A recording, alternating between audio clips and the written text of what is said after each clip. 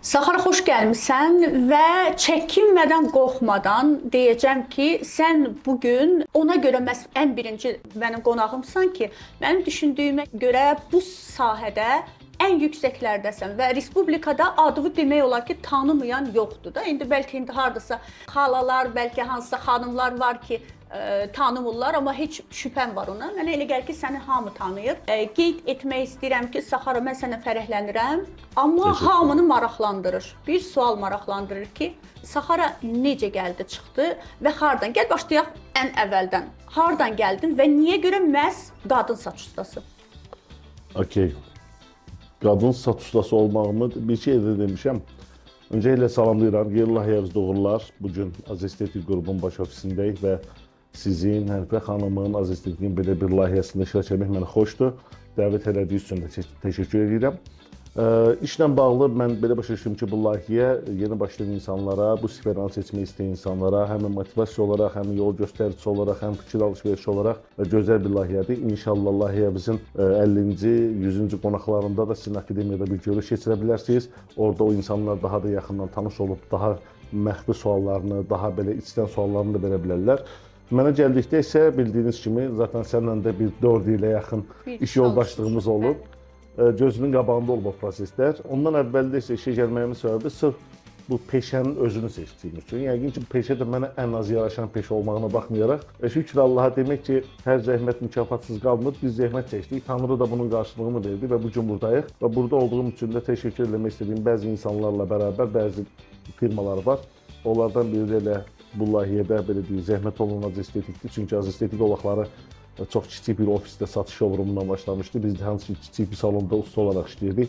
Şükür gəldiyimiz yolda dostluqlarla bərabər partnyorluqlar və düzgün əlaqələr qurmaqla demək ki, o vaxt ya Azestetik səhv addım atmır, ya da biz ki, onlar bizi seçib, biz onları seçib və bu gün bərabər böyüməyimizin nəticəsində şükür Allaha gəldiyimiz nöqtə göz qarşısındadır. Sadəcə işi sevməyimin səbəbi bu cür gözəl insanlarla tanış olmaq, gözəl iş görmək və gözəllik yaratmaq deyə düşünürəm. Saxara, bax gəlib bugünə çıxmağın addımların yəqin o qədər çətin olub da. Kimsə sənə dəstək olub ümumiyyətlə, yoxsa tək olmusan? Oy. Bunu əslində auditoriya üçün deməliyəm ki, xalalar var idi, mənə dəstək olub, bunu deyirlər, bunu qadın saxlayıb falan. Dəstək olaraq belə deyim ki, mən valideynlərimə sadəcə təşəkkür edirəm. Maddi olmasa da hər zaman inanıblar və bu mənim üstümdə böyük bir travmatik iz qoyub ki, mənim valideynlərim mənə bu qədər inanıbsa, mən bacarmalıyam. Və bəzi, mən hər zaman deyirəm, gözəl bir uğurun arxasında itən bir uşaqlıq və ya gənclik olmalıdır. Yəni, heç kim deyə bilməz ki, mən Saxara kimi bir marka olaraq idarə edirəm, böyütmüşəm və mənim sosial həyatım, mənəvi həyatım, ailə həyatım, hər şey kalkulada yerindədir. Bu səhv, yalan danışır. O ikisi bir yerdə ola bilməz. Çünki mən hal-hazırda belə gündə 18 saat aktiv işləyirəm. Düzdür, bunun artıq çoxu masa arxasında keçir bu işlərin. Amma öncəsində təmir, dizayn, alış-verişlər, görüşlər, çəkilişlər və s. keçirdi. Və bu son 22 ildə non-stop işləmənin nəticəsidir. Gəldiyimiz nöqtə desəniz ki, mənə çox möhtəşəm bir nöqtədir. Xeyr, mənə hələ xəyallarımın, mən deyərdim ki, gerçəkləşdirməyə təzə başlamışam. Bu sualı axırda verəcəkdim, amma mövzu ki, gəldi, çıxdı bura, sualı indi verirəm. Nəyə nail olmaq istəyirsən? Mənə elə gəlir ki, artıq hansısa bir müəyyən zirvəyə gəlib çıxmısan, nə var ki, hələ onu fəth eləmək istəyirsən? Nədir o? Bölüş bizi ilə. Bizim peşədə olanların əslində mərhələli şəkildə o baxır kvotalarına da, o arzu kvotalarına. Bəziləri düşünür ki, öz markasını yaratsın, bəziləri düşünür öz salonlarını açsın, bəziləri düşünür ki, öz brendini yaratsın, yəni məhsul brendini və s. Mənim yəqin ki, ən böyük xəyalım elə uşaqlığımdan, o da deyəsən uşaqlıq belə xəyalı kimi, amma hələ də arxasındayım.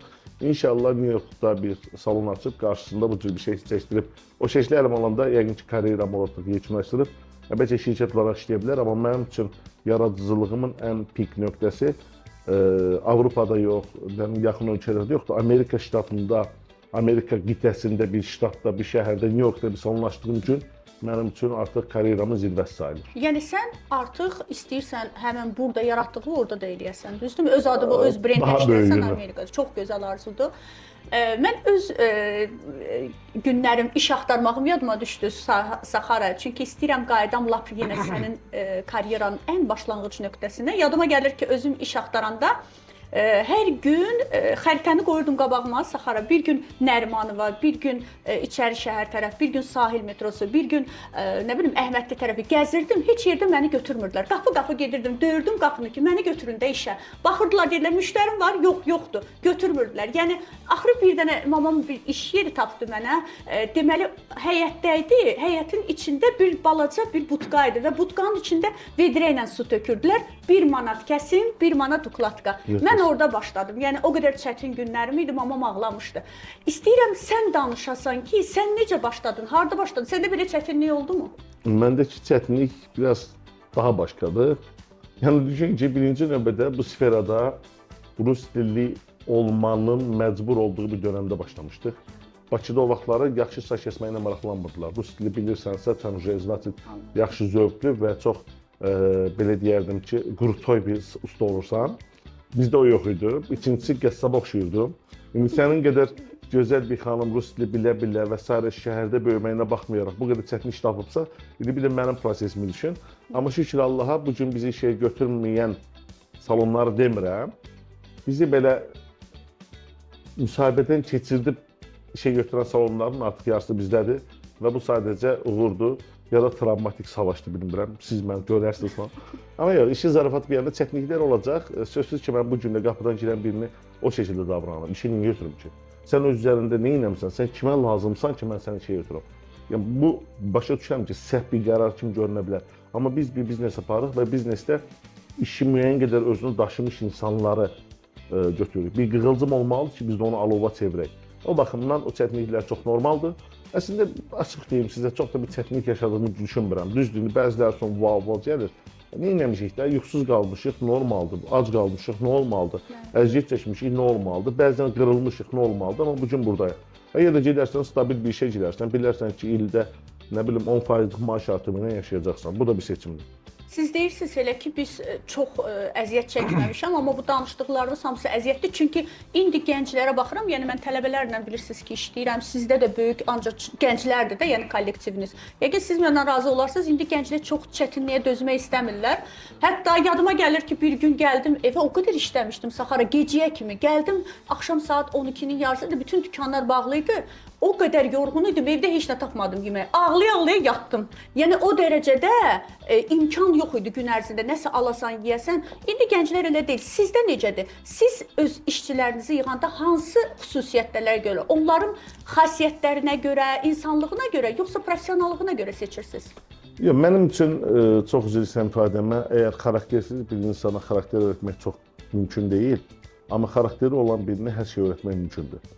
Yəni mən çalışıram ki, xarakteri sağlam olsun ki, olmağına baxmayaraq, əlindən tutduğumuz, sənət verdiyimiz, yetişdirdiyimiz yüzlərcə uşaq var ki, bu gün məni görəndə deyir, Saxara deyir, mənə deyir.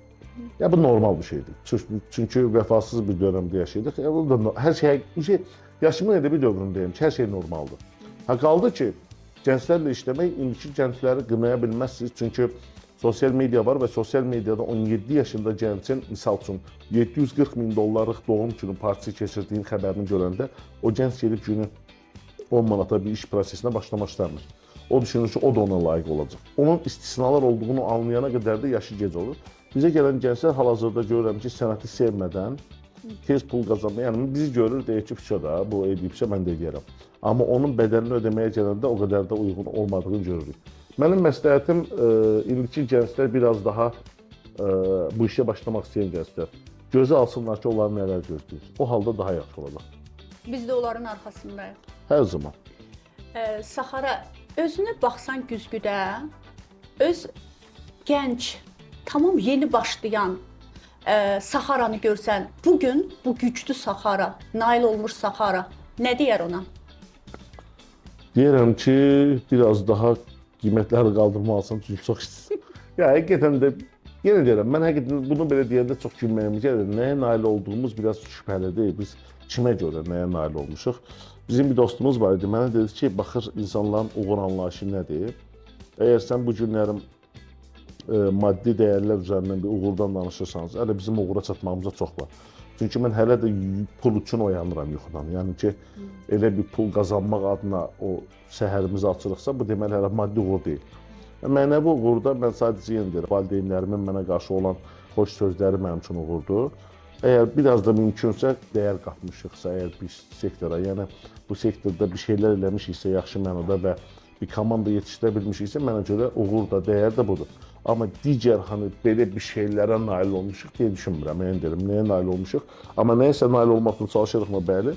Və bayaq dediyim kimi hələ karyeramızın başındayıq. Çox gözəl. Belə bir sualım olacaq. İnsanlar var ki, gedir oxuyurlar hardasa, nə bilim, bu sahə, biznes sahəsində oxuyurlar, çalışırlar, bir universitet, o birisi, bu birisi. Mənim aləmimdə Saxara fitri istedaddır. Bu mənim düşüncəmdir. Əgər nəyəsə nail olursa, bu artıq insanın fitri istedadıdır. Mən istəyərdim biləm ki, sənin bax bu biznes yaratmağında ən böyük səhvin nə olubdu? Sən demisən ki, mən bunu niyə elədim? Axı bu niyə belə oldu ki, bu qədər məni geri apardı? Olubmu belə hadisə? Olub, sözsüz ki, olub. Markanı sırf %100 öz üzərində qurmaq. Çünki o vaxtlarım hələ mən bilirsiniz, Natamamota təhsilliyəm. Araşdırırdım ki, biznes necə qurulmalıdır və bir kitabda oxumuşdum. Demişdi ki, əgər siz böyük bir komandanın reklam eləmə enerjisini və büdcəsini hesablasanız, özünüzə bir maskot ya da bir sima seçməlisiniz. O simanın mənim üzərində olmasını seçdim. O səhvdir. Çünki çoxlu düşmənin olur o halda. İnsanlar, sadəcə oğlanlar sənin çox gözəl qızları işləməyini belə qısqanıb sənə düşmənçilik edir. Öz sferandan inanılmaz düşmənçiliklər yaradır. Açıq-açıq adını deyirəm, bugün Bakıda 2 gənc var ki, çox uğurludular, çox çalışqandılar. Sadəcə mən işi götürmədiyim üçün, o vaxtlarım Grace rəhbərliyi icazə vermir ki, oğlan tələbə götürüm. Mən götürmədiyim üçün o adamlar indi mənə düşmənçilik edir. Halbuki çox gözəl uğurları var, çox da gözəl işlər görürlər, nədənsə mənə düşməndirlər. Halbuki anlamadıqları şey, mən onlara bax, buradan da üzümü deyirəm ki, onların mənim sferama çatması üçün mənim 10 il öncə ölməyim lazım idi.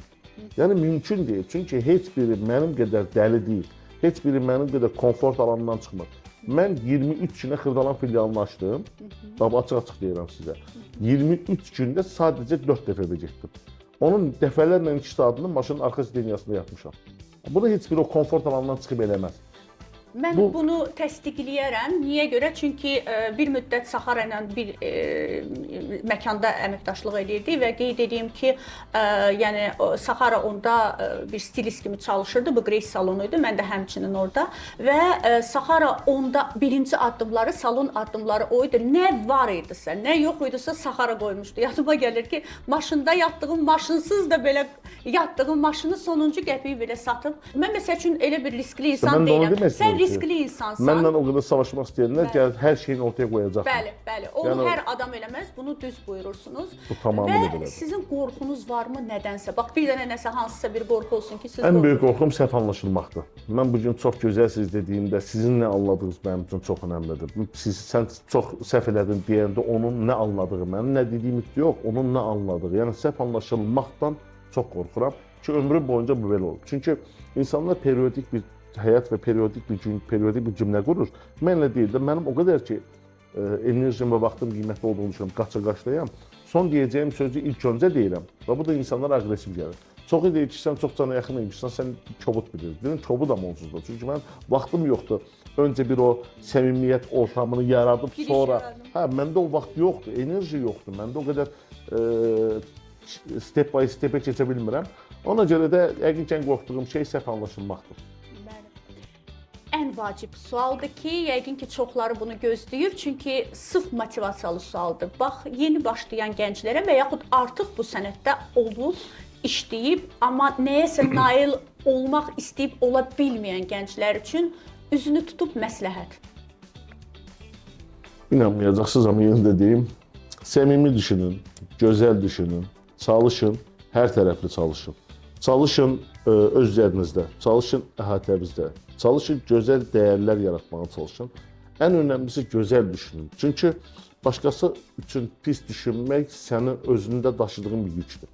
Bugün mən xanım haqqında pis düşünəndə o xanım öz işində olur, amma mən o yükü daşıyıram. O ağırlıq lazım deyil, bol-bol çalışmaq lazımdır. Mən indi başa düşürəm ki, əslində gözəl şeylər eləmişik. Çünki burada 2 xanım əyləşib, mən onlarla 2016-da işləyirdim bir yerdə. 2016-2025 deyək, ortalama bir 9 ildə. 9 ildə biz tək nəfərdən 256 nəfərə, 6 salona və ortalama yaxşı bir marka dəyəri olan marka yaratmışıq. Məncə bu uğur demək olar buna. Bunu necə bacardım? Sadəcə öz işimlə məşğul oldum. Məni sevməyənlər üçün də təşəkkür edirəm. Çünki onlar bir PR aparırlar, onlar bir dəyər aparırlar. Sevənlər, dəstəkləyən hər kəslə ayrı təşəkkür edirəm. Biz öz yolumuzdayıq, öz işimizdəyik. Doğru bildiyimiz şeyləri çalışırıq ki, öncə doğrunun nə olduğunu anlayaq. Sonra da doğru olan şeylər üçün çalışaq. Sizin üçün də deyim ki, mən Tanrının işləmə mexanizmini belə görürəm öz nacizanə estağfurullahdan sonra. O sənə çoxlu əziyyət verir. Sən harada dayanırsansa o əziyyətin bəhrəsini verir. Sən əziyyətlərə dözüb çalışdıqca orada sənin bir kredin yaranır da, belə balans yaranır. Sən misal üçün bu qədər əziyyətdə, bu qədər bir yorğunluq yaşamısansa onun axarını, davamını verir. Biz ona sığınmışıq, çalışırıq.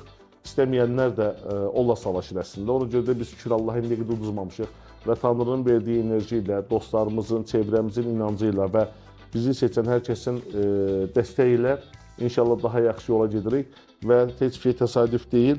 Mən hər müsahibədən öncə və ya sonra gözəl şeylər eşidirəm. Dünən axşam qitələr arası saat fərqindən ötürü saat 4-dən 6-ya qədər bir onlayn görüş keçirmişik və inşallah yaxında daha da böyük layihələr başlayırıq. Çox yorucu bir proseslərin içindəyik. Sən gənc olaraq əgər istəyirsənsə bu sferada inkişaf eləmək, mən sənə özümü nümunə çəkə bilərəm ki, sıfırdan bir ustaın yanında saç tutan Sərxan olaraq bu gün bu işi biznes platformasında təmsil edirəm və sən də edə bilərsən, hətta sən daha yaxşısını edə bilərsən. Çünki ən azından sən indiki bu videonu izləyə bilirsən, sənə bunu danışan kimisə tapa bilirsən. Bizim vaxtımızda bunlar da yox idi. Bunu yaradan bu cür gözəl layihələrə, şirkətlərə və xanımlara da təşəkkürümü bildirirəm. Hər kəsə uğurlar arzulayıram. Çox gözəl motivasiyadır Səxarə bəy və sonuncu sual vermək istəyirəm. Əgər bir film çəkilsəydi, adı Səxarə olsaydı, sənin haqqında bir kino çəksəydilər, hansı səhnəni mütləq şəkildə orada görmək istəyərdin? Çox və çox elə səhnə ola bilər. Amma ən yadımda qalan gülməli məqamlardan biri var idi. Yadımda deyil, 2018-ci il doğum günüm idi deyəsəm. Mən hər il doğum günümdə seminar salıram o vaxtda. Seminar təsəvvür edin ki, 400 nəfərin qarşısında seminardasan, səhnədəsən. Səhnədən düşürsən, gelirsən, sənə dostlar da ad gün ediblər. Ad gündən sonra mən təbii ki, maşınsız, son qəpiyimizə qədər seminara bağlayıb çıxmışdıq. Oradan çıxdım, mən onda Hövsanda yaşayırdım. Təsəvvür edin ki, mən maşın tapacam anlayışım ki, maşının param da yox idi. Mən səhnəyə çıxanda, onu demək istəyirəm. Biz o səhnəyə yadımda 20 min yaxın pul işləmişdik sponsorlarla, öz cibimizin qazancı ilə.